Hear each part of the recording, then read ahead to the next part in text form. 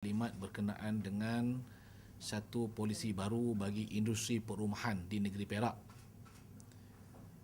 Kita mengadakan satu sesi perbincangan yang agak panjang, bermula daripada jam 11.30 sehingga pukul 3 petang, without stop, tanpa berhenti. Dan perbincangan pada pagi tadi adalah perbincangan yang sangat baik kerana ia bukan sahaja melibatkan Exco Kerajaan Negeri bersama dengan agensi-agensi terlibat, iaitu Pejabat Tanah dan Galian daripada Jabatan Perancang Bandar dan Wilayah, tetapi juga melibatkan REHDA, iaitu Jawatan Kuasa Tertinggi REHDA, badan yang berkaitan rapat dengan industri perumahan swasta. Jadi di antara beberapa polisi yang telah dikemukakan oleh kerajaan negeri yang mendapat pandangan balas daripada REHDA, iaitu mereka yang sebenarnya terlibat sepenuhnya dengan industri perumahan. Ada beberapa cadangan-cadangan balas yang diberikan oleh REHDA yang perlu mendapat perhatian kerajaan negeri, terutama berkaitan dengan peratusan membina rumah kos rendah, rumah kos sederhana rendah, rumah kos sederhana tinggi, rumah mampu milik dan juga bagi rumah harga tinggi. Jadi REHDA dah datang kepada kita untuk membincangkannya sebab ia berkaitan dengan keperluan untuk membuat pindaan kepada peratusan membina rumah-rumah dalam kategori yang saya sebutkan tadi, berasaskan kepada harga bahan-bahan binaan sekarang.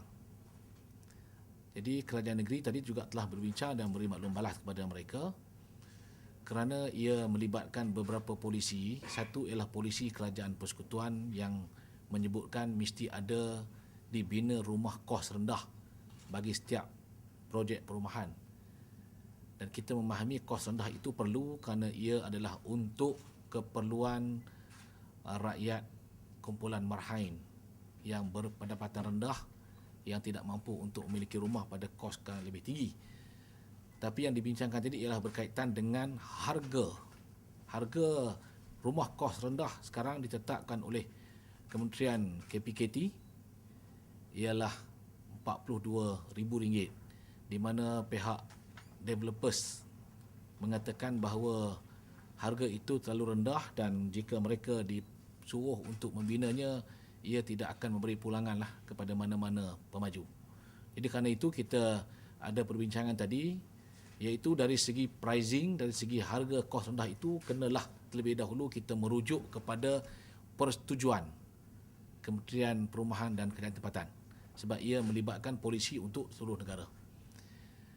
And then kita juga tadi berbincang tentang cadangan untuk mewujudkan apa yang dipanggil lembaga perumahan negeri, di mana pihak UPEN telah pun diarahkan untuk membuat satu kertas kerja supaya bila ada lembaga perumahan negeri ini, maka lembaga inilah yang akan bertindak sebagai penasihat kepada kerajaan negeri dalam perkara-perkara yang berkaitan dengan industri perumahan di negeri Perak ini.